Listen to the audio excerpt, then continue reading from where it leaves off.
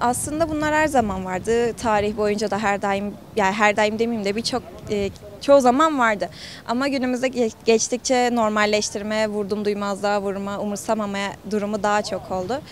Bu işin içinde biraz devletin hem teknolojik çağa ayak uydurması gerekiyor. Çünkü sosyal medya genellikle yaşıtlarımız çoğunlukla sosyal medyadan kendilerini duyuruyor. Ama bunu aslında bizim devlete gidip konuşmamız gerekir aslında. Bunu halletmesi gereken aslında devlet, teknolojiyle de içli dışlı olduğunda halledilebilecek bir şey ve biraz daha normalleştirmemek gerektiğini düşünüyorum. Yoksa önünü alamayız bence. Yani aslında çoğu kişi bir şeylere güveniyor. İşte ben böyleyim zaten ceza almam, İşte yakalansam böyle olur ya da hiç yakalanmayacağına güvenenler oluyor. Yani bir şeye güvenme durumu var. İşte aslında neye güvendiklerini bulup ona göre hareket etmesi. Yani devlete güveniyorlarsa işte o sıkıntıdır.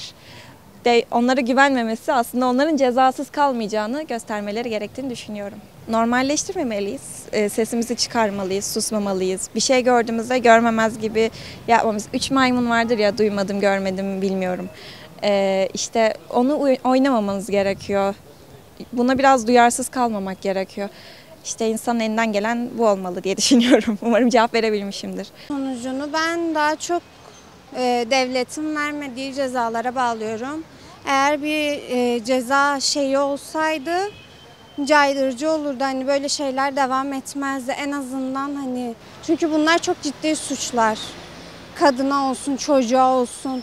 Hani dokunulmaması gereken insan türleri.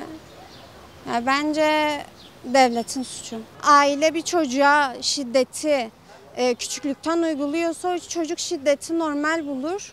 Hani büyüyene kadar da onu normal bir şeymiş gibi hayatına monte edebilir. Yani bunun adına bir eğitim verilse aslında hani çocuklara, kadınlara dokunulmaması konusunda, uyuşturucunun kötü olması konusunda okullarda bence bir ders konulmalı bunun için. Yani öyle bir eğitim verilseydi bence bu kadar çoğalmayacaktı. Hatta giderek de azalma olacağını düşünüyorum ben. Ya biz istediğimiz kadar tepki gösterelim. Sosyal medyadan anca tepki gösterebiliyoruz. Hani başka şehirde elimiz kolumuz uzamıyor sonuç olarak. O şehirdeki insanlar ne yapıyorsa yapabiliyor. Yani buna bağlı olarak kimse bir şey yapamıyor. Sadece sosyal medyadan paylaşım yapabiliyoruz. Tepki veriliyor zaten ama sadece işte dediğim gibi sosyal medyadan tepki veriliyor ve bu da hiçbir işe yaramıyor. Sadece hani sağda solda paylaşım yaparak bir şey yapmaya çalışıyoruz. Paylaşım yaparak bir şey yapılmaz bence. O kişinin cezasını vermedikten sonra istediğimiz kadar hani gece gündüz paylaşalım. Ne işe yarayacak ki? Ben dediğim gibi eğitim verilmesi gerekiyor bu konular hakkında ve gerçekten böyle şeylere meyilli olan insanları belirleyip buna göre daha ağır hani dersler, eğitimler, ondan sonra yapanlara daha ağır cezalar verildiği takdirde bence bunlar son bulacak yani.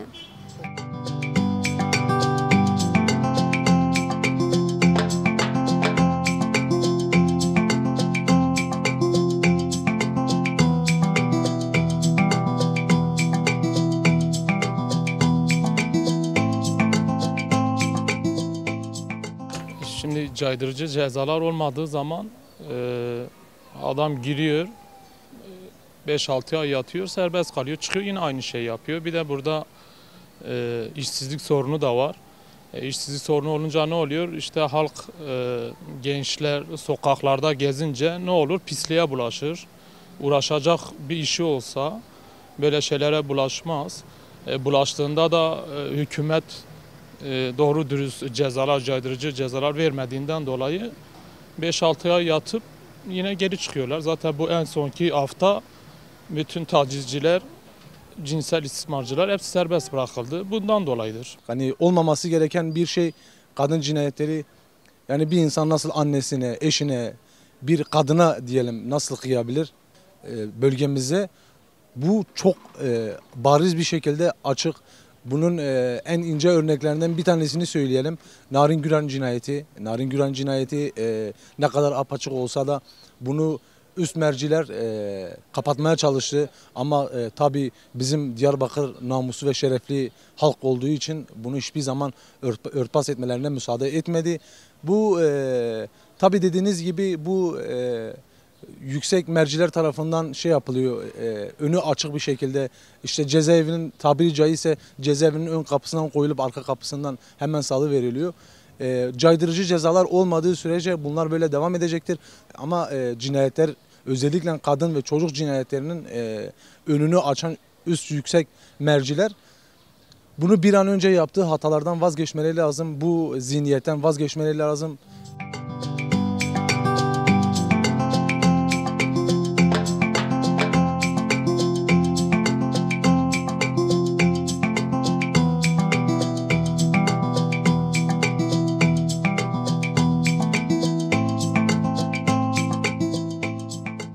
Aileye verilen ahlaki değerler çok yanlış. Kıza dayatılan yargılar çok yanlış. Erkek bakıyor fakat kız açık giyindiği için kız yobaz, kız yanlış oluyor. Bundan dolayı ne diyoruz? Kızın başörtü tak, kız kapalı giyinmek yerine erkek gözünü kapat. Sonuçta o da bir haram değil mi? Tamam, kız kendi neticesinde açık giyinebiliyor. Bu onun hür iradesi. Ama bir erkek şort giydiği için kız onu taciz etmiyor. Ya da en basit örnek, yeni gelen bir şehirde kız başına. Ben mesela şu an burada tek başımayım değil mi? Ama bir an önce üniversitenin yurduna gitmeyi korkusu siniyor bende. Bir yerde oturamıyorum mesela. Tekim değil mi? Bunun sebebi ne? Bunun sebebi erkeğin bakış açısı. Kıza verilen hüküm nedir? Sen açık giyinmişsindir. Bu yüzden sana böyle böyle demişlerdir. Ya da böyle böyle yapmışlardır. Hala erkeği yüceltme peşindeler. Ama bu çok yanlış. Bu şey kategorisine giriyor. İşte zenginsen, atıyorum, konu dışı saptırmak istemiyorum.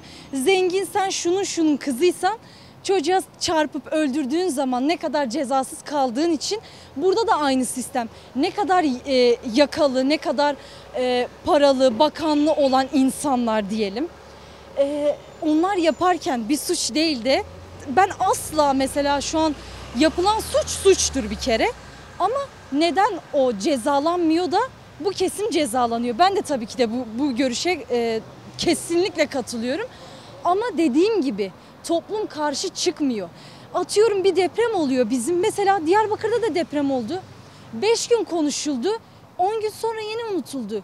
Şurada 2 hafta önce tecavüz edilen kız bir gün ses çıkıyor.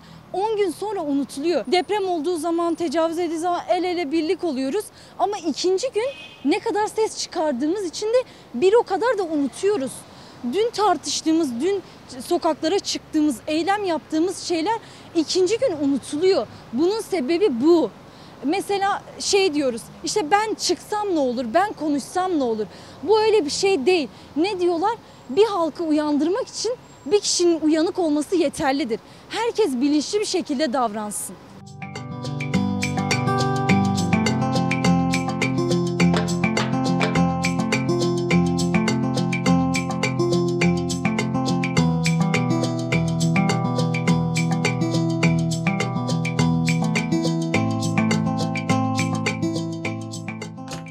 Yani ülkenin gittiği nokta maalesef ki iyi bir yere doğru gitmiyor. Ama elbette eğitim ve yani son süreçte olan gençlerin biraz daha bazı şeylerin farkında olmasıyla ben gelecekten umutluyum şahsen. O yüzden kötü olsa da daha iyiye gideceğine inanıyorum şahsen. Cezalandırma biraz daha caydırıcı olabilirse elbette ki önüne geçilir. Ama bunu biz halledemeyeceğimiz için sadece başkaldırı noktasında görüyoruz gençlerin daha çok yaptığını. Yani karşısında durmak lazım, her şeye sessiz kalmamak lazım. Ama tabii ki de maalesef sessiz kalma işi sonucu da pek iyi bir şey olmadığı için sessiz de olsa kendi içimizde mücadele etmemiz lazım. Yani gençlerle değişeceğinden umudum var şahsen. İktidar böyle olduğundan beri, yani tabii daha öncesinde de böyleydi.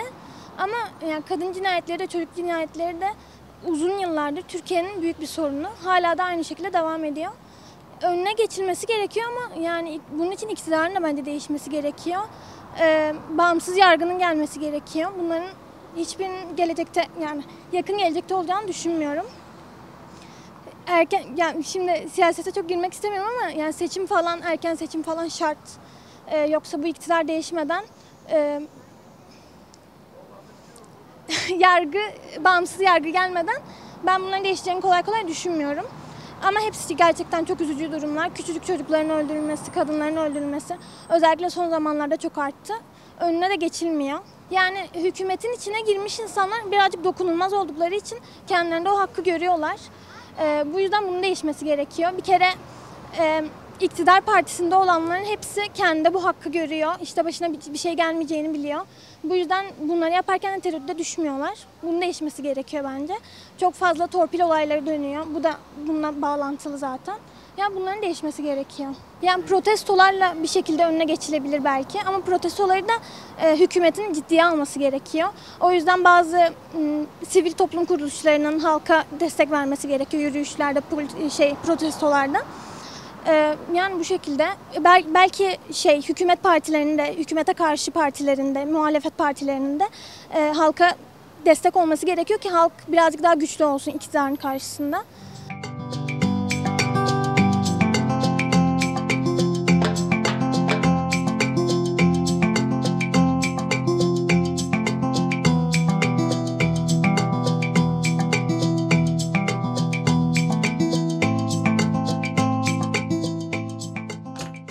Yani son zamanlarda evet bu tür vakalar arttı. Fuhuş olsun, taciz olsun, uyuşturucu olsun.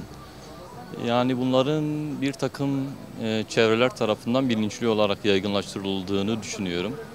Ben bir eğitim emekçisiyim aynı zamanda. Bir sivil toplum kuruluşuna da üyeyim, eğitim senliyim. Yani KESK olarak da sivil toplum örgütleri elinden geleni yapıyor. Diğer sivil toplum örgütlerine de bir çağrımdır. Yani birleşik bir şekilde, kolektif bir şekilde bütün sivil toplum örgütleri bir araya gelirlerse bu tür problemlerin çok daha rahat aşılacağına olan inancımı koruyorum. Halkı da bu sürece katmak gerekiyor diye düşünüyorum. Tez zamanda eğer bir şeyler yapılmazsa artık önü alınamaz problemler bizi bekliyor diye düşünüyorum ben. Tabii bu da bir özel savaş politikasının bir parçası diye düşünüyorum.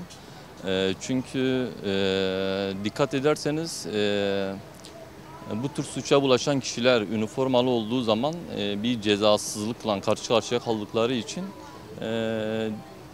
daha fazla yaygınlaşmasına bir zemin oluşturuyor diye düşünüyorum. Geçenlerde Şırnak'ta da öyle bir olay yaşanmıştı. Halk çok ciddi bir tepki vermişti. İşte bu tür sorunları halkla birleşerek, sivil toplum örgütleriyle birleşerek mücadele edersek yani kendi başımıza aşabileceğimizi düşünüyorum ben. Yani hani biraz önce de bahsettik ya bir özel savaş politikası demiştik. Bazı kesimler bu tür olayların gündeme gelmesini istemiyor.